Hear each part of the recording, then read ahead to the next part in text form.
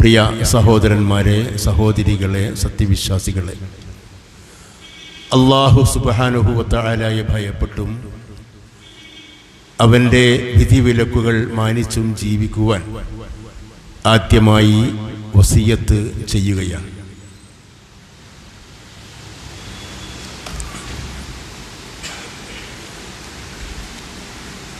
രാജ്യത്തെ മുസ്ലിം സമുദായം അസ്തിത്വ ഭീഷണി നേരിട്ടുകൊണ്ടിരിക്കുന്ന ഒരു കാലഘട്ടത്തിലാണ് ഇപ്പോൾ. പൗരത്വ നിയമം, ഏക സിവിൽ കോഡ്, മദ്രസകൾ അടച്ചുപൂട്ടുമെന്ന ഭീഷണി, ഇവയ്ക്കെല്ലാം ഒടുവിൽ കേന്ദ്ര ഭരണകൂടം വഖഫ് സ്വത്തുക്കളിൽ കൈവച്ചിരിക്കുകയാണ്.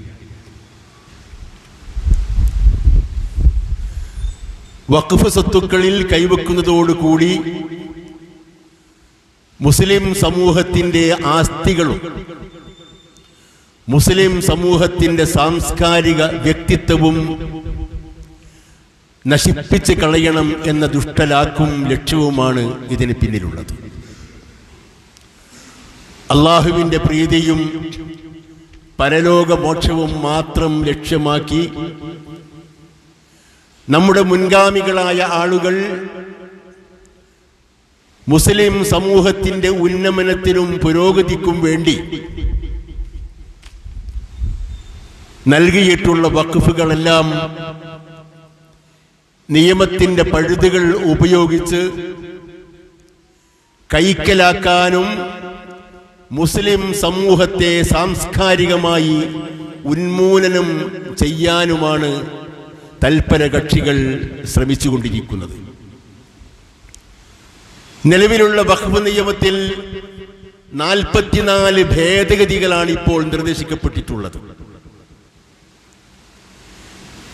വഖഫ് നിയമത്തെ അപ്പാടെ മാറ്റിമറിക്കുന്ന ഈ 44 ഭേദഗതികൾ പാസ്സാകുന്നതോടെ ഏത് സമയത്തും സന്ദർഭത്തിലും വഖഫ് സ്വത്തുക്കളുടെ മേൽ കൈവെക്കാനുള്ള അധികാരം കലക്ടർമാരെ ഉപയോഗിച്ചും ഭരണാധികാരികളെ പ്രയോജനപ്പെടുത്തിയും ഭരണകൂടത്തിന് കൈവശം വെക്കാം. ദർഗകൾ, പള്ളികൾ, ഖബർസ്ഥാനുകൾ, പള്ളിക്കൂടങ്ങൾ, മദ്രസകൾ, ഇങ്ങനെ 9 ലക്ഷം വസ്തുക്കൾ രാജ്യത്തെങ്ങുമുള്ള 30 വഖഫ് ബോർഡുകൾക്ക് കീഴിൽ പ്രവർത്തിക്കുന്നുണ്ട്. ഇവയുടെ എല്ലാം മൊത്തം ആസ്തി 1.2 ലക്ഷം കോടിയാണ് എന്നാണ് കണക്കാക്കപ്പെട്ടിട്ടുള്ളത്. ഈ ഭേദഗതികളുടെ മൗലികമായ ഉദ്ദേശം വഖഫ് ബോർഡുകളുടെ അധികാരം നിയന്ത്രിക്കുക, വഖഫ് ബോർഡിന് മേൽ ഗവൺമെന്റിനും ബ്യൂറോക്രസിക്കും ഉദ്യോഗസ്ഥ പ്രഭുക്കന്മാർക്കും കൂടുതൽ അധികാരം ലഭിക്കുക, അമുസ്ലിങ്ങളെ ബോർഡിൽ അംഗമാക്കുകയും തീരുമാനങ്ങൾ എടുക്കുന്ന ബോഡിയിൽ അവരുടെ ശബ്ദത്തിന് നിർണായകമായ സ്വാധീനം ചെലുത്താൻ കഴിയുകയും ചെയ്യുക, വഖഫ് ബോർഡുകളിലേക്ക് സ്വത്തുക്കൾ സംഭാവന ചെയ്യുന്നത് നിയന്ത്രിക്കുക, വഖഫ് ട്രൈബ്യൂണലുകളുടെ പ്രവർത്തനങ്ങൾ നിയന്ത്രിക്കുക. ബ്രിട്ടീഷുകാരുടെ കാലം മുതൽ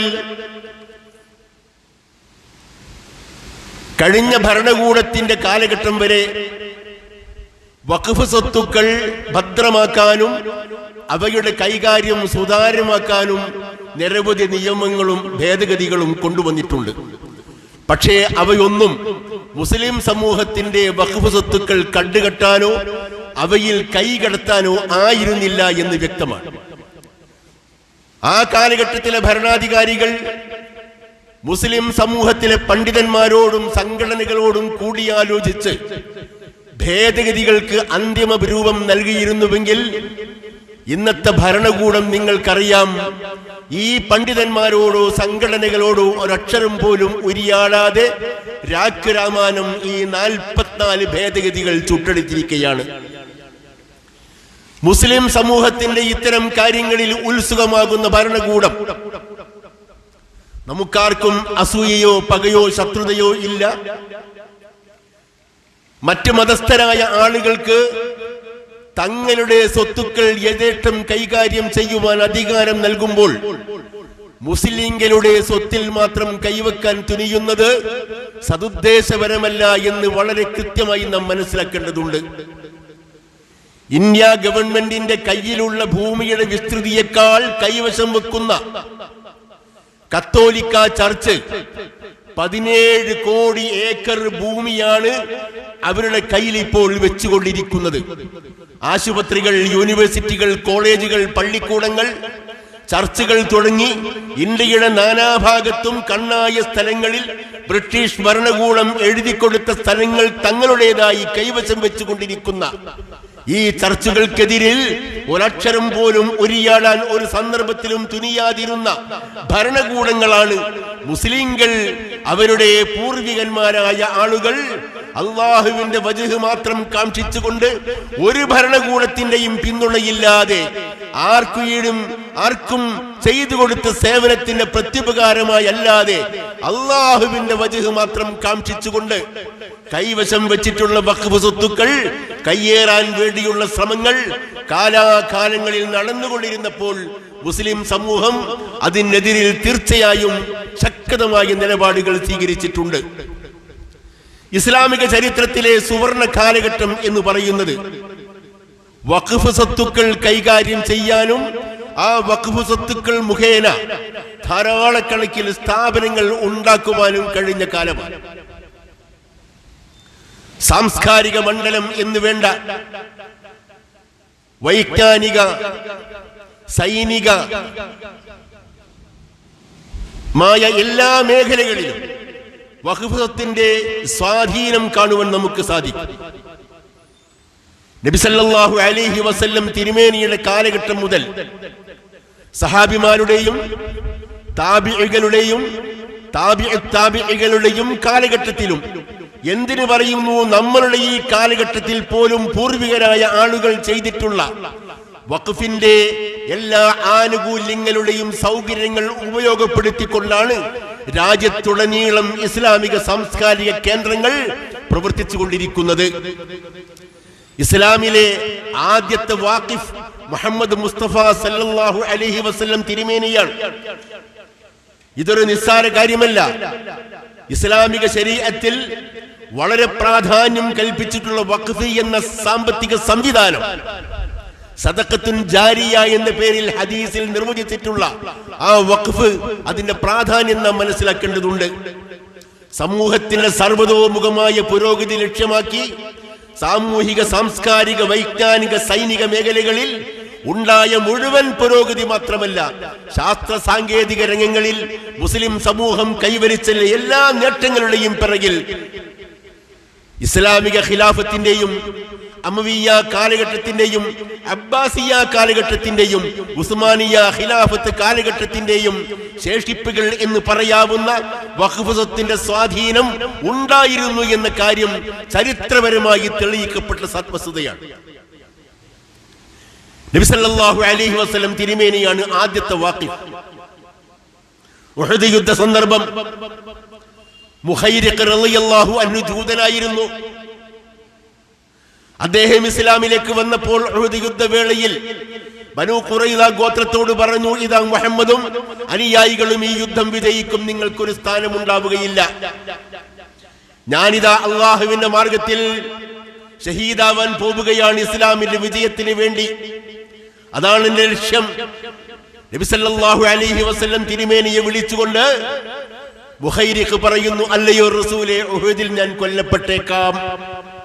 എനിക്കൊരു വസിയ്യത്തുണ്ട്. ഞാനഥവാ വധിക്കപ്പെടുകയാണെങ്കിൽ, ഷഹീദാവുകയാണെങ്കിൽ എന്റെ സ്വത്തുക്കൾ ഇസ്ലാമിന് വഖഫ് ചെയ്യണം താങ്കൾ.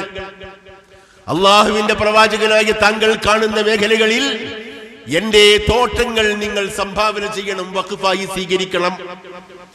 അങ്ങനെ മുഖൈരിഖിന്റെ മരണശേഷം, ഷഹാദത്തിന് ശേഷം നബി സല്ലല്ലാഹു അലൈഹി വസല്ലം തിരുമേനി ബുഖൈരിക്ക് കൈവശം വെച്ച 7 എസ്റ്റേറ്റുകൾ, 7 തോട്ടങ്ങൾ, ഈത്തപ്പന തോട്ടങ്ങൾ മുസ്ലിം സമൂഹത്തിനും ഇസ്ലാമിനും വേണ്ടി വഖഫ് ചെയ്യുകയാണ്. അതാണ് ആദ്യത്തെ വഖഫ്. നമ്മൾ മനസ്സിലാക്കണം. എന്താ വഖഫ് എന്ന് പറഞ്ഞാൽ? വഖഫ് എന്ന് പറഞ്ഞാൽ കിരാതമാണ് എന്ന് പറയാൻ ചില ആളുകളുണ്ട്. WAQF എന്നീ 4 അക്ഷരങ്ങൾ, താനതിന്റെ പേര് പറയുന്നില്ല, അത് കിരാതമാണ് എന്ന് ജനങ്ങൾക്ക് മുമ്പിൽ ഇസ്ലാമിനെ വക്രീകരിച്ച് താറടിക്കാൻ ശ്രമിച്ചുകൊണ്ടിരിക്കുന്ന തൽപര കക്ഷികൾ നാം അറിയണം. എന്താണ് വാസ്തവത്തിൽ വഖഫ് എന്ന് പറഞ്ഞാൽ? ഇസ്ലാമിക ഫിഖ് ഗ്രന്ഥങ്ങളിൽ വഖഫിനെ സംബന്ധിച്ച് വാചാലമായ നിയമങ്ങളുണ്ട്. വഖഫ് സ്വത്ത്, അതിന്റെ വിനിയോഗത്തിന്റെ തുറകൾ, അതിന്റെ നിബന്ധനകൾ, സ്വത്തുക്കളുടെ കൈകാര്യം, വഖഫ് നിയമം, വഖഫിന്റെ ചട്ടം എന്നെല്ലാം പറഞ്ഞുകൊണ്ട് ഇസ്ലാമിലെ ഫിഖ് ഗ്രന്ഥങ്ങളിൽ വളരെ വിശദമായ പ്രതിപാദനങ്ങൾ കാണുവാൻ സാധിക്കും നമുക്ക്. അതാരോ എപ്പോഴോ ഉണ്ടാക്കിയ കാര്യമല്ല. ഇസ്ലാമിക ശരീഅത്തിൽ പ്രമുഖ സ്ഥാനം അലങ്കരിക്കുന്ന മഹത്തായ ഒരു സാമ്പത്തിക സംവിധാനമാണ് വഖഫ് എന്നറിയണം.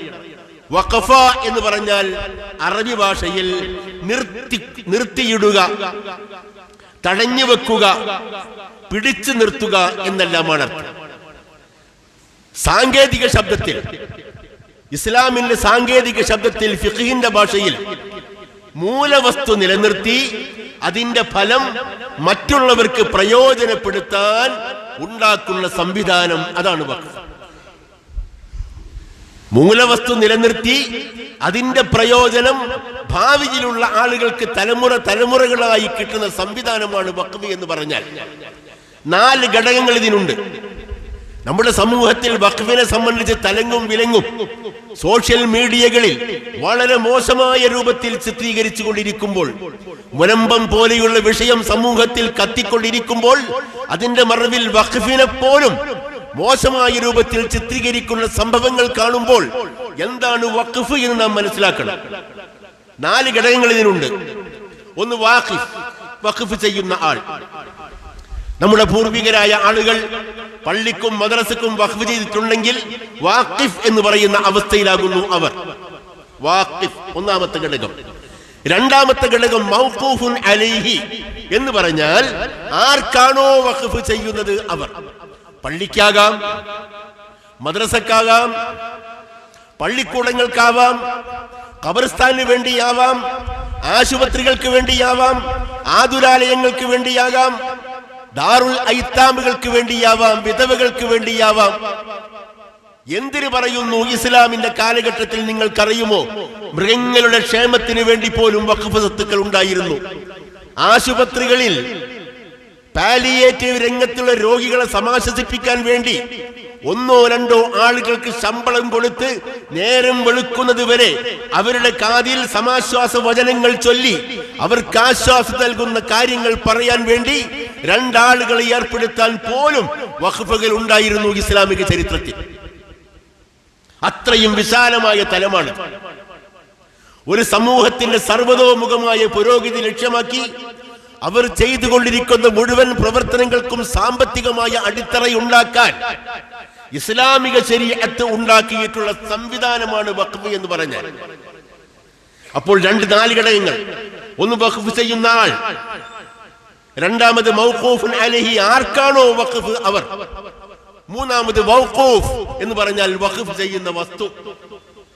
വഖഫ് ചെയ്യുന്ന വസ്തു എന്ന് പറഞ്ഞാൽ അത് ഭൂമിയാവാം, ബിൽഡിംഗ് ആവാം, മറ്റേതെങ്കിലും സംവിധാനങ്ങളാവാം, ഒരുപക്ഷെ കിണർ കുടിച്ചിട്ടാവാം, അല്ലെങ്കിൽ ജലസേചന സൗകര്യങ്ങളാവാം, കുളങ്ങൾ ഉണ്ടാക്കിയിട്ടാവാം, വലിയ വലിയ തോട്ടങ്ങൾ സംഭാവന ചെയ്തുകൊണ്ടാവാം, എസ്റ്റേറ്റുകൾ കൊടുത്തുകൊണ്ടാവാം, വ്യാപാര സ്ഥാപനങ്ങളോ വ്യവസായശാലകളോ സ്ഥാപിച്ച് വഖഫ് ചെയ്തുകൊണ്ടാവാം. ഇത് മൂന്നാമത്തെ ഘടകം. നാലാമത്തെ ഘടകം സീഗത്തുൽ വഖഫ് എന്ന് പറയും. വഖഫ് ചെയ്യുന്നു എന്ന് പറയുന്ന ആ പ്രതിപാദനത്തിന്റെ രീതിയാണ്. വാക്കാലോ രേഖാമൂലമോ ഒരാൾ ചെയ്തുകൊണ്ടിരിക്കുന്ന വിൽ പത്രം അഥവാ വഖഫ്, അതാണ് വഖഫിന്റെ ശരിയായ അടിസ്ഥാനം. എന്താണ് ഇതിന്റെ ഇസ്ലാമികമായ മൂല്യം? നമ്മളത് മനസ്സിലാക്കണം. ആരെങ്കിലും സോഷ്യൽ മീഡിയകളിൽ ഇസ്ലാമിനെ മോശമായി അവതരിപ്പിക്കാൻ കിരാതമെന്നെല്ലാം പറഞ്ഞ് ഇസ്ലാമിക നിയമ നടപടികളെയും ചട്ടങ്ങളെയും ജനക്ഷേമകരമായ പ്രവർത്തനങ്ങളെയും ഈ രൂപത്തിൽ താറടിച്ച് കാണിക്കുമ്പോൾ ഇസ്ലാമിന്റെ മഹിതമായ ആശയം ജനങ്ങൾക്ക് മുമ്പിൽ പറയാൻ, അനാവരണം ചെയ്യാൻ, മനോഹരമായ രൂപത്തിൽ അവതരിപ്പിക്കാൻ നമ്മുടെ സമൂഹത്തിന് സാധിക്കേണ്ടതുണ്ട്. നബി സല്ലല്ലാഹു അലൈഹി വസല്ലം പറഞ്ഞു, ഒരു സത്യവിശ്വാസിയായ മനുഷ്യൻ മരിച്ചു കഴിഞ്ഞാൽ അവശേഷിക്കുന്ന സൽക്കർമ്മങ്ങൾ എണ്ണി തിരുമേനി പറയാം. ഒരു സത്യവിശ്വാസിയായ മനുഷ്യൻ മരിച്ചു കഴിഞ്ഞാൽ ഇന്ന മിമ്മാ യൽഹഖുൽ മുഅ്മിന മിൻ അമലിഹി വഹസനാതിഹി ബഅദ മൗതിഹി, മരണാനന്തരം ഒരു സത്യവിശ്വാസിക്ക് അയാളോടൊപ്പം ചേരുന്ന സൽക്കർമ്മം എന്ന് പറഞ്ഞാൽ ഒന്ന്, ഇൽമൻ അല്ലമഹു വനശറഹു, അയാൾ പഠിപ്പിച്ച, അയാൾ പ്രചരിപ്പിച്ച വിദ്യാഭ്യാസം. ദുനിയവിയായ വിദ്യാഭ്യാസമാവാം, ഭൗതികമായ വിദ്യാഭ്യാസമാവാം, പള്ളി ദർസുകളാവാം, കോളേജുകളാവാം, മദ്രസകളാവാം, ഉപരി പഠന കേന്ദ്രങ്ങളാവാം, സർവകലാശാലകളാവാം, ലോകത്തുള്ള മൊറോക്കോവിലെ കൈറുവാൻ യൂണിവേഴ്സിറ്റി പോലെയുള്ള മഹത്തായ സ്ഥാപനങ്ങൾ മുസ്ലിം ഭരണാധികാരികൾ എന്തിനു പറയുന്നു, സ്ത്രീകൾ മുൻകൈയെടുത്തുണ്ടാക്കിയ വഖഫുകളാണ്. ഇസ്ലാമിക ചരിത്രത്തിലെ സുവർണ കാലഘട്ടം എന്ന് പറയാവുന്ന ചരിത്രത്തിലെ ഏറ്റവും സന്തോഷകരമായ മുഹൂർത്തം എന്ന് പറയുന്നത്, ജനങ്ങളെല്ലാം ഇസ്ലാമിന് വേണ്ടി ജീവിച്ച് വൈജ്ഞാനിക, സൈനിക, സാമൂഹ്യ, സാംസ്കാരിക പുരോഗതികൾക്ക് വേണ്ടി അവർ അഹമഹമികയ സംഭാവന ചെയ്ത മഹത്തായ സമ്പത്തുക്കൾ ഇസ്ലാമിൽ ഇന്നോളം അനുഭവിച്ചുകൊണ്ടിരിക്കുന്ന വഖഫ് സ്വത്തുക്കളാണ്. ഇൽമൻ അല്ലമഹു വനശറഹു, ഒന്ന് വിദ്യാഭ്യാസ പ്രവർത്തനങ്ങൾ. വിദ്യാഭ്യാസ പ്രവർത്തനങ്ങൾ. ഔ വലദൻ സാലിഹൻ തറകഹു, തന്റെ മരണത്തിന് ശേഷം തനിക്ക് വേണ്ടി പ്രാർത്ഥിക്കുന്ന മക്കൾ. തന്റെ മരണാനന്തരം തനിക്ക് വേണ്ടി പ്രാർത്ഥിക്കുന്ന മക്കൾ. ഔ മുസ്ഹഫൻ വറസഹു, അല്ലെങ്കിൽ അയാൾ പള്ളിയിൽ വഖഫ് ചെയ്ത മുസ്ഹഫ് ആരെല്ലാം ഓതുന്നുവോ അവരുടെ എല്ലാ പ്രതിഫലത്തിന്റെ ഒരു ഓഹരി ഇയാൾക്ക് ഇങ്ങനെ ഖബറിൽ ലഭിച്ചുകൊണ്ടിരിക്കും. ഔ മസ്ജിദൻ ബനാഹു, അല്ലെങ്കിൽ അയാൾ ഉണ്ടാക്കിയ ഒരു പള്ളി, ആ പള്ളിയിൽ ആരെല്ലാം ഏതെല്ലാം കാലഘട്ടങ്ങളിൽ നമസ്കരിച്ചു കൊണ്ടിരിക്കുന്നുവോ അവരുടെ എല്ലാം പ്രതിഫലം ആ മനുഷ്യന് വഖഫ് സ്വത്തിന്റെ പേരിൽ ലഭിച്ചുകൊണ്ടിരിക്കും. ഔ ബൈതൻ ലിബ്നി സബീലി ബനാഹു, വഴിയാത്രക്കാർക്കുണ്ടാക്കിയിട്ടുള്ള ഒരു ഭവനം. ഇന്നത്തെ കാലഘട്ടത്തിൽ ലോകത്ത് അഭയാർത്ഥികളായി ജീവിച്ചു കൊണ്ടിരിക്കുന്ന ലക്ഷക്കണക്കായ ആളുകൾക്ക് തലചായ്ക്കാൻ സൗകര്യങ്ങൾ ഏർപ്പെടുത്തി കഴിഞ്ഞാൽ അതുപോലും ഇബ്നു സബീലിന്റെ പരിധിയിൽ പെടുന്നു എന്നാണ് പണ്ഡിതന്മാർ പറഞ്ഞിട്ടുള്ളത്. ഔ നഹ്റൻ അജ്റാഹു, അല്ലെങ്കിൽ അയാൾ ഉണ്ടാക്കിയ ജലസേചന സൗകര്യങ്ങൾ, കിണറുകളാവാം, തോടുകളാവാം, കനാലുകളാവാം, ജലസേചന സൗകര്യങ്ങൾ. അല്ലെങ്കിൽ ഔ സദഖതൻ അഖ്റജഹാ മിൻ മാലിഹി ഫീ സിഹ്ഹതിഹി വഹയാതിഹി തൽഹഖുഹു മിൻ ബഅദി മൗതിഹി, ആരോഗ്യമുള്ള കാലത്ത്, ജീവിതകാലത്ത്, ഭാവിയിൽ തനിക്ക് പ്രയോജനപ്പെടണം, മരണാനന്തരം പ്രതിഫലം ലഭിക്കണം എന്ന മോഹത്തോടുകൂടി ഒരു മനുഷ്യൻ ചെയ്തുകൊണ്ടിരിക്കുന്ന ഇത്തരം വഖഫുകളെല്ലാം നബി സല്ലല്ലാഹു അലൈഹി വസല്ലം തിരുമേനി മരണാനന്തരം മനുഷ്യന് ലഭിക്കുന്ന പ്രതിഫലത്തിന്റെ ഘടകങ്ങളിൽ ഉൾപ്പെടുത്തിയിരിക്കുക. ഈ സന്ദേശം ഉൾക്കൊണ്ടാണ് പൂർവികരായ മുസ്ലിങ്ങൾ വഖഫ് സ്വത്തുക്കൾ, കോടിക്കണക്കായ സ്വത്തുക്കൾ സംഭാവന ചെയ്തത്. എന്റെയും നിങ്ങളുടെയും പൂർവികരായ ആളുകൾ 5-10 സെന്റ് കൊടുത്ത് പള്ളി പണിയുന്നു. വലിയ വലിയ സംവിധാനങ്ങൾക്ക് വേണ്ടി തങ്ങളാൽ കഴിയുന്ന ചെറിയ ചെറിയ തുകകൾ സംഭാവന ചെയ്തുകൊണ്ട് വഖഫിന്റെ നിയ്യത്തോടുകൂടി അവർ കൊടുക്കുന്നു. അതെല്ലാം വഖഫാണ്. ഖിയാമത്ത് നാൾ വരെ അത് വഖഫായി ലഭിച്ചുകൊണ്ടിരിക്കും. ഒരു വലിയ പറമ്പ്, ഒരു വലിയ എസ്റ്റേറ്റ്, ഒരു വലിയ കെട്ടിടം മുഴുവൻ ഒരാൾക്ക് ചെയ്യാൻ സാധിക്കുന്നില്ലെങ്കിൽ ആ കെട്ടിടത്തിന്റെ കുറെ ഭാഗങ്ങൾ വീതിച്ചെടുത്തുകൊണ്ട് 10, 15, 20 ആളുകൾ സംഭാവനയായി അത് വഖഫായി അല്ലാഹുവിൽ വഖഫ് ചെയ്യുകയാണെങ്കിൽ അതിന്റെ പ്രതിഫലവും തീർച്ചയായും അവർക്ക് ലഭിക്കും. നബി സല്ലല്ലാഹു അലൈഹി വസല്ലം പറഞ്ഞു, ഒരു മനുഷ്യൻ മരിച്ചു കഴിഞ്ഞാൽ 3 കാര്യങ്ങൾ മാത്രമേ ബാക്കിയാവുകയുള്ളൂ. മരിച്ചു കഴിഞ്ഞാൽ 3 കാര്യങ്ങൾ. എന്തൊക്കെയാ? സദഖത്തുൻ ജാരിയ. ജാരിയായ സദഖ എന്ന് പറഞ്ഞാൽ ഖിയാമത്ത് നാൾ വരെ പ്രയോജനം ലഭിച്ചുകൊണ്ടിരിക്കുന്ന സദഖ. ഖിയാമത്ത് നാൾ പ്രയോജനം വരെ പ്രയോജനം ലഭിക്കുന്ന സദഖ ആരെല്ലാം അനുഭവിക്കുന്നു? പള്ളിയാണെങ്കിൽ ആരെല്ലാം നമസ്കരിക്കുന്നു, പള്ളിക്കൂടമാണെങ്കിൽ ആരെല്ലാം പഠിക്കുന്നു, ദർസാണെങ്കിൽ ആരെല്ലാം പ്രയോജനപ്പെടുത്തുന്നു, മദ്രസയാണെങ്കിൽ ഏതെല്ലാം കുട്ടികൾ പഠിച്ചുകൊണ്ടിരിക്കുന്നു, ഭാവി തലമുറയെ വാർത്തെടുക്കുന്നു. അവർ ചെയ്തുകൊണ്ടിരിക്കുന്ന മുഴുവൻ നല്ല പ്രവർത്തനങ്ങളുടെയും ഓഹരി ഈ വാഖിഫായ മനുഷ്യന് മരണാനന്തരം ബർസഖിയായ ലോകത്ത് ലഭിച്ചുകൊണ്ടിരിക്കും. ഒന്ന്, ഔ ഇൽമിൻ യുൻതഫഉ ബിഹി, ഉപകാരപ്രദമായ ഇൽമ്. ഉപകാരപ്രദമായ ഇൽമ് മനുഷ്യനെ സംഹരിക്കാൻ വേണ്ടിയല്ല, മനുഷ്യന് പ്രയോജനകരമാകുന്ന, ദുനിയാവിലും ആഖിറത്തിലും പ്രയോജനപ്പെടുന്ന വിദ്യാഭ്യാസം. മൂന്നാമത്തേത് ഔ വലദുൻ സാലിഹുൻ യദ്ഉ ലഹു, തനിക്ക് വേണ്ടി പ്രാർത്ഥിക്കുന്ന സദ്വൃദ്ധരായ മക്കൾ. ഈ മൂന്ന് കാര്യങ്ങളല്ലാത്ത എല്ലാം ഖബറിൽ ഒരു മനുഷ്യൻ മറമാടപ്പെടുന്നതോടുകൂടി അവസാനിക്കും. മക്കളെ, വനക്തുബു മാ ഖദ്ദമു വആഥാറഹും, അവർ ചെയ്തിട്ടുള്ള പ്രവർത്തനങ്ങൾ മാത്രമല്ല, അവർ അവശേഷിച്ചു പോയ അടയാളങ്ങളും നാം രേഖപ്പെടുത്തും. അവശേഷിപ്പിച്ചു പോയ അടയാളങ്ങളും രേഖപ്പെടുത്തും. ഒരു മനുഷ്യൻ കുറെ കാലമൊക്കെ കൊണ്ട് അധ്വാനിച്ച് ജീവിതകാലം മുഴുവൻ കുറെ പൈസയും സമ്പാദ്യവും ഉണ്ടാക്കി, അതുകൊണ്ടൊരു സിനിമ ടോക്കീസ് ഉണ്ടാക്കി, ഒരു തിയേറ്ററാണ് ഉണ്ടാക്കിയത്. അങ്ങനെ ആവാൻ ഒരു തിയേറ്റർ ഉണ്ടാക്കി, അല്ലെങ്കിൽ വലിയൊരു ബിൽഡിംഗ് ഉണ്ടാക്കി, അതൊരു പലിശ സ്ഥാപനത്തിന് വാടകയ്ക്ക് നൽകി, അറിഞ്ഞുകൊണ്ട് ഒരു മദ്യശാലയ്ക്ക് അനുമതി കൊടുത്തു. ഇങ്ങനെ ഹറാമായ മാർഗത്തിലേക്ക് പോകുന്നു എന്ന് വ്യക്തമായി ബോധ്യമുള്ള രംഗത്തേക്ക് തന്റെ വഖഫ് സ്വത്ത്, തൻ സമ്പാദിച്ചിട്ടുള്ള സമ്പാദ്യത്തിന്റെ ഓഹരി അയാൾ വിനിയോഗിച്ചാൽ അതിന്റെ തിന്മ തീർച്ചയായും അയാളുടെ ഖബറിലേക്ക് വന്നുകൊണ്ടിരിക്കും, സംശയമില്ല. അതുകൊണ്ടാണ് സമ്പാദ്യം മാത്രം ഹലാലായാൽ പോരാ, നാം വിനിയോഗിക്കുന്ന തുറകളും ഹലാലായിരിക്കണം എന്ന് പണ്ഡിതന്മാർ വളരെ വ്യക്തമായ രൂപത്തിൽ രേഖപ്പെടുത്തിയിട്ടുള്ളത്. അറിയണം. വനക്തുബു മാ ഖദ്ദമു, അവർ ചെയ്തിട്ടുള്ള പ്രവർത്തനങ്ങൾ നാം രേഖപ്പെടുത്തും.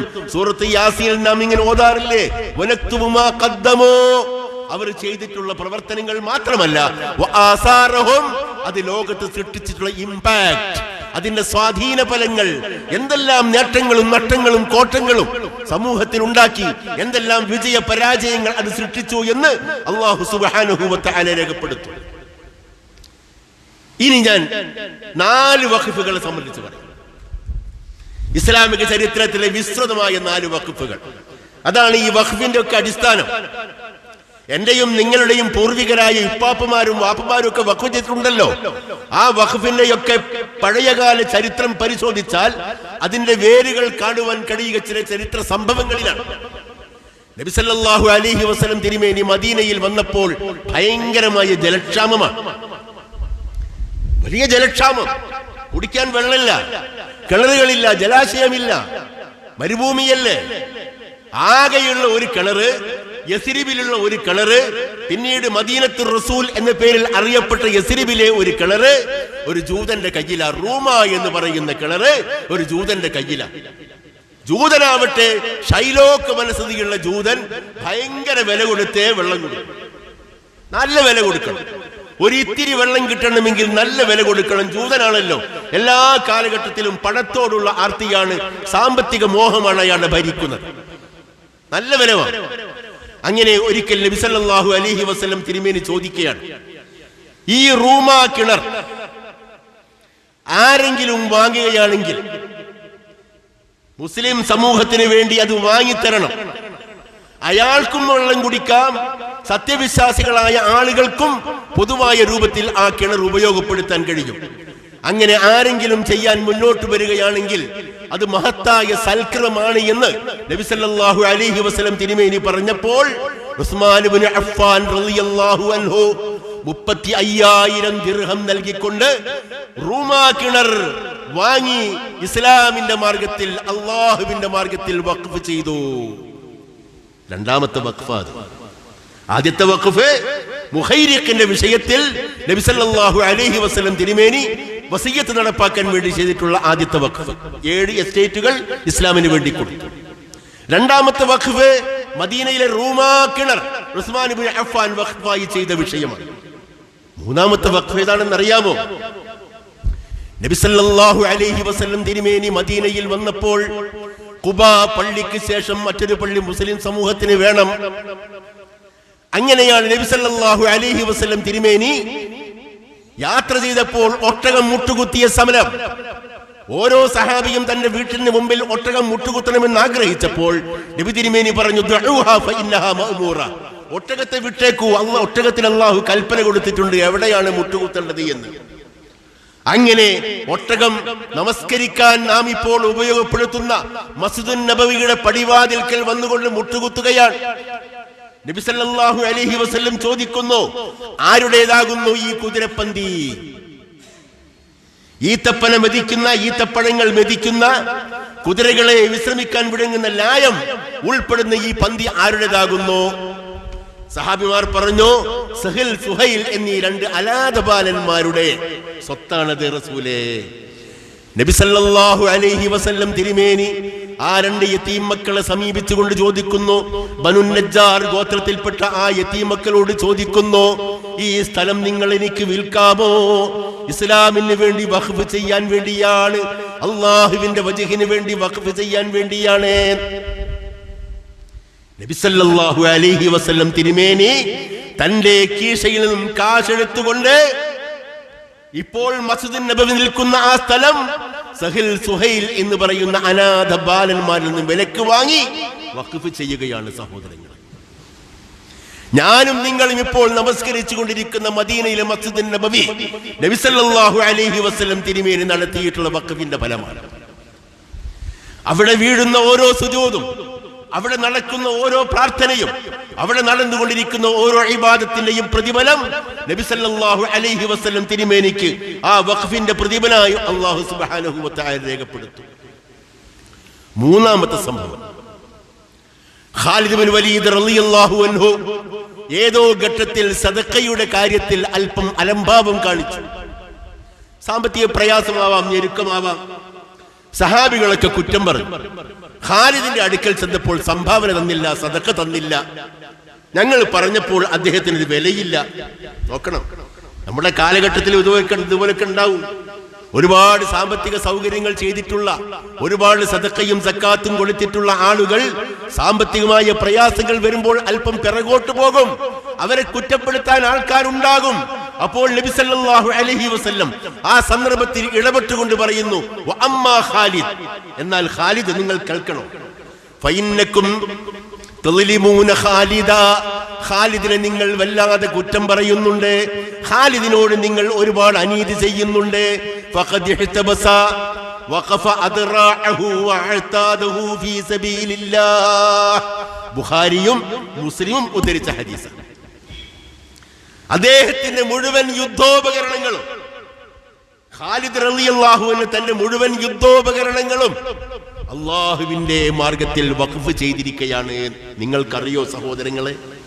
നബി തിരുമേനി സഹാബികളോട് ചോദിക്കാൻ, നിങ്ങൾക്കറിയോ ഖാലിദ് അദ്ദേഹത്തിന്റെ മുഴുവൻ യുദ്ധോപകരണങ്ങളും പടയങ്കിയും വാളും എല്ലാ ആയുധങ്ങളും ഇസ്ലാമിന് വേണ്ടി വഖഫ് ചെയ്തിരിക്കുകയാണ്. മൂന്നാമത്തെ സംഭവം, ഉമർ റളിയല്ലാഹു അൻഹു നബി സല്ലല്ലാഹു അലൈഹി വസല്ലം തിരുമേനിയെ സമീപിച്ചുകൊണ്ട് പറയാണ്, റസൂലേ, എനിക്ക് ഏറ്റവും പ്രിയപ്പെട്ട ഒരു സ്വത്തുണ്ട്, ഖൈബറിൽ എനിക്ക് ലഭിച്ച സ്വത്താണ്. യുദ്ധമുതലുകൾ ഓതി വെച്ചപ്പോൾ അതിൽ ഓഹരി എനിക്ക് തന്നല്ലോ, ആ ഖൈബറിലെ സ്വത്താണ് എനിക്ക് ഏറ്റവും പ്രിയപ്പെട്ട സ്വത്ത്. നോക്കണം, ഏറ്റവും പ്രിയപ്പെട്ട. അതുകൊണ്ട് റസൂലേ, ഞാൻ എന്താണ് ചെയ്യേണ്ടത്? ഞാൻ എന്താ ചെയ്യേണ്ടത്? അള്ളാഹുവിന്റെ മാർഗത്തിൽ ഒരു സംഭാവന ചെയ്യണം, സദഖ ചെയ്യണം, വഖഫ് ചെയ്യണം എന്നാ ഞാൻ ആഗ്രഹിക്കുന്നു. റസൂലേ, അങ്ങ് കാണുന്ന രൂപത്തിൽ വിനിയോഗിച്ചാൽ. എന്താണ് റസൂലേ അങ്ങക്ക് പറയാനുള്ളത്? നോക്കൂ, നിങ്ങൾ തന്റെ വിലപ്പെട്ട സമ്പത്ത് കൊടുത്ത് നബിയോട് പറയുന്നു, അങ്ങ് പറയൂ, ഞാൻ എന്താണ് ചെയ്യേണ്ടത്? നബി സല്ലല്ലാഹു അലൈഹി വസല്ലം ഈ കാലഘട്ടത്തിൽ നാം ചെയ്തുകൊണ്ടിരിക്കുന്ന മുഴുവൻ വഖഫ് സംവിധാനങ്ങളുടെയും ആദ്യത്തെ അടിസ്ഥാനം ഇട്ടുകൊണ്ട് പറയുന്നു, ഇൻ ശിഅത ഹബസ്ത അസ്ലഹു വതസദ്ദഖ്ത ബിഹാ. റസൂൽ തിരുമേനി പറയാം, നിനക്ക് അതിന്റെ അടിസ്ഥാനം കൈവശം വെക്കാം, അതിന്റെ പ്രയോജനങ്ങൾ മറ്റുള്ളവർക്ക് സദഖ ചെയ്യാം. അതാണ് വഖഫ് എന്ന് പറയുന്നത്. അപ്പോൾ അതിന്റെ അടിസ്ഥാനം ഉമർ നിശ്ചയിക്കാം. പിൽക്കാലഘട്ടങ്ങളിൽ അതാണ് വഖഫിന്റെ അടിസ്ഥാനം. എന്തൊക്കെ അടിസ്ഥാനം? ലാ യുബാഉ വലാ യുഹബു വലാ യുറസു. നോക്കണം, അതാർക്കും വിൽക്കാൻ പാടില്ല, നമ്പർ 1. രണ്ടാമത്, അത് സംഭാവന ചെയ്യാനോ ആർക്കെങ്കിലും ഇഷ്ടദാനമായി കൊടുക്കാനോ പറ്റില്ല, നമ്പർ 2. വലാ യുറസ്, ആ സ്വത്ത് അനന്തരമായിട്ട് ആർക്കും അനുഭവിക്കാനും പറ്റില്ല. അടിസ്ഥാനം ഇതാണ് ഇസ്ലാമിക വഖഫിന്റെ അടിസ്ഥാനം. ആ വഖഫിന്റെ പ്രയോജനങ്ങൾ സദഖ ചെയ്യണം. ആർക്കെല്ലാം? ഫിൽ ഫുഖറാഇ, സാധുക്കളായ ആളുകൾക്ക്, വഫിൽ ഖുർബ, അടുത്ത ആളുകൾക്ക്, വഫിർ റിഖാബി, അടിമത്ത മോചനത്തിന്, വഫീ സബീലില്ലാ, അല്ലാഹുവിന്റെ മാർഗത്തിൽ, വബിനിസ് സബീൽ, യാത്രക്കാരും അഗതികളും അഭയാർത്ഥികളുമായ ആളുകൾക്ക്, വല്ലൈഫ്, വീട് വിട്ടിറങ്ങുന്ന അതിഥികളായ ആളുകൾക്ക്.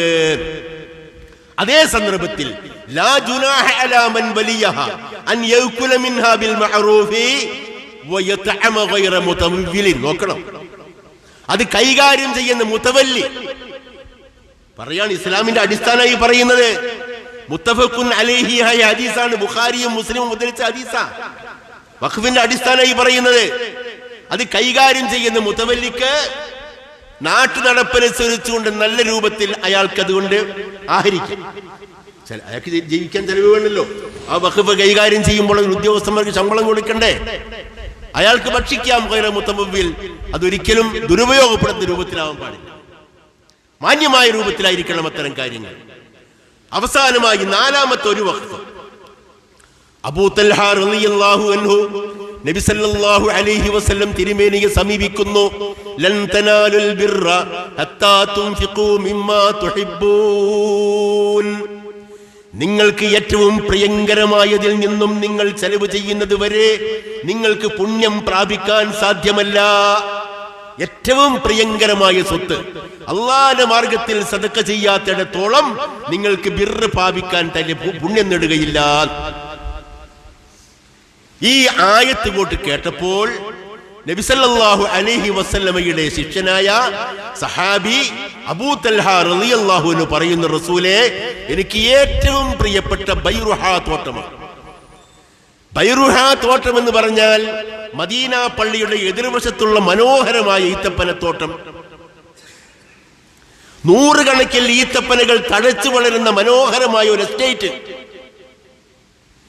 അതിന് നടുവിൽ കൂടി കളകളാരവും മുഴക്കിക്കൊണ്ടിരിക്കുന്ന ഒരു തോട്, ഒരു കനാൽ, ജലപ്രവാഹം. നബി സല്ലല്ലാഹു അലൈഹി വസല്ലം തിരുമേനി പല സന്ദർഭത്തിലും അവിടെ ഇരുന്നു കൊണ്ട് കാറ്റുകൊള്ളും, വിശ്രമിക്കും, ഉറങ്ങും. നബി തിരുമേനി തലക്ക് കൈകൊടുത്തുകൊണ്ട് വിശ്രമിക്കുന്ന സ്ഥലമായിരുന്നു ബൈറുഹാ തോട്ടം. എനിക്ക് ഏറ്റവും പ്രിയപ്പെട്ട സ്വത്തത. അതിന്റെ പ്രതിഫലം അല്ലാഹു സുബ്ഹാനഹു വ തആല നാളെ പരലോകത്തിൽ എനിക്ക് തരണം. വേറൊരാഗ്രഹവും എനിക്കില്ല. അതുകൊണ്ട് റസൂലേ, താങ്കൾ കാണുന്ന രൂപത്തിൽ അതെന്താണെന്ന് വെച്ചാൽ ചെയ്തുകൊള്ളൂ. ഞാനിതാ താങ്കൾക്ക് വിട്ടു തന്നിരിക്കുന്നു. വല്ലാത്തൊരു വർത്തമാനാണല്ലോ. തന്റെ പ്രിയപ്പെട്ട ലക്ഷക്കണക്കിൽ ദിർഹം വിലമതിക്കുന്ന സ്വത്ത് നബി സല്ലല്ലാഹു അലൈഹി വസല്ലം തിരുമേനിക്ക് വിട്ടുകൊടുത്തുകൊണ്ട് പറയുന്ന റസൂലേ, അത് അങ്ങ് ഇഷ്ടപ്പെട്ട രൂപത്തിൽ വിനിയോഗിച്ചാലും. റസൂൽ ഇത് കേട്ടപ്പോൾ പറഞ്ഞു, നന്നായിട്ടുണ്ട്, വളരെ ലാഭകരമായ കച്ചവടമാണ് ചെയ്തത്. നല്ല ലാഭകരമായ കച്ചവടമാണ് തൽഹ അത്. അതുകൊണ്ട് നീ എന്താ ചെയ്യേണ്ടത്? നിന്റെ അടുത്ത കുടുംബങ്ങൾക്കും ബന്ധുക്കൾക്കും അതിൽ പ്രയാസപ്പെടുന്ന ദരിദ്രർക്കും പാവങ്ങൾക്കും നിസ്സഹായരായ ആളുകൾക്കും ആരംഭമറ്റ അഗതികൾക്കും വിധവകൾക്കും അനാഥകൾക്കും ആരെല്ലാം കുടുംബത്തിലുണ്ടോ അവർക്കെല്ലാം പ്രയോജനപ്പെടുന്ന രൂപത്തിൽ നീ അത് വഖഫാക്കി വെക്കണം. നോക്കൂ നിങ്ങൾ, തൽഹ റളിയല്ലാഹു അൻഹു എന്ത് ചെയ്തു? ആ ബൈറുഹ എന്ന് പറയുന്ന തോട്ടം വഖഫ് ചെയ്തിട്ട് തന്റെ പിതൃവ്യന്റെ മക്കൾ, അമ്മായിയുടെ മക്കൾ, ഇളയമയുടെ മക്കൾ, മൂത്തമ്മയുടെ മക്കൾ, അകന്നതും അടുത്തതുമായ ബന്ധുക്കൾക്കും കുടുംബാംഗങ്ങൾക്കും ഭാവിയിൽ അതിന്റെ പ്രയോജനം കിട്ടത്തക്ക രൂപത്തിൽ അത് വഖഫ് ചെയ്തു. ഇതാണ് ഇസ്ലാമിലെ വഖഫ്. ഈ വഖഫിന്റെ പ്രയോജനങ്ങൾ കാലാകാലങ്ങളിൽ മുസ്ലിം സമൂഹം അനുഭവിച്ചിട്ടുണ്ട്. നബി തിരുമേനിയുടെ കാലഘട്ടം മുതൽ ഇന്നേ വരെയുള്ള ചരിത്രത്തിലെ ഓരോ സന്ധിയിലും ഓരോ സന്ദർഭത്തിലും മുസ്ലിം സമൂഹത്തിന്റെ സർവ്വതോമുഖമായ ക്ഷേമപ്രവർത്തനങ്ങൾക്ക് വഖഫിന്റെ മുതലുകൾ ഉതകിയിട്ടുണ്ട് എന്ന കാര്യം സംശയത്തിന്റെ ഇടയില്ലാത്ത കാര്യമാണ്. അതേ സന്ദർഭത്തിൽ വഖഫ് മുതലുകൾ അന്യാധീനപ്പെടുത്തുക, വഖഫ് മുതലുകൾ കയ്യേറുക, വഖഫ് ആരെങ്കിലും ചെയ്തിട്ടുണ്ടെങ്കിൽ അന്യായമായി കേസ് കൊടുത്തുകൊണ്ട് തന്റെ സ്വത്താക്കി മാറ്റുക, ഇങ്ങനെയുള്ള ഒരുപാട് ദുരുപയോഗങ്ങൾ നമ്മുടെ സമൂഹത്തിൽ നടന്നുകൊണ്ടിരിക്കുന്നുണ്ട്. വേണ്ട രൂപത്തിൽ അവ കൈകാര്യം ചെയ്യാത്തതിന്റെ പേരിൽ അന്യാധീനപ്പെടുകയും ഗവൺമെന്റ് പിടിച്ചെടുക്കുകയും ഇതേപോലെയുള്ള ഭേദഗതി നിയമങ്ങൾ നടപ്പിലാക്കുകയും ചെയ്യുന്ന അവസ്ഥ നാം തന്നെയാണോ വരുത്തി വെച്ചത് എന്ന് ഈ സന്ദർഭത്തിൽ ഗൗരവത്തോടുകൂടി ആലോചിക്കേണ്ടതുണ്ട്. അല്ലാഹു സുബ്ഹാനഹു വ തആല നമ്മെ അനുഗ്രഹിക്കുമാറാവട്ടെ. വആഖിറു ദഅവാനാ അനിൽ ഹംദുലില്ലാഹി റബ്ബിൽ ആലമീൻ. അഖൂലു ഖൗലി ഹാദാ വഅസ്തഗ്ഫിറുല്ലാഹ ലീ വലക്കും വലിൽ മുഅ്മിനീൻ ഫസ്തഗ്ഫിറൂഹു ഇന്നഹു ഹുവൽ ഗഫൂറുർ റഹീം.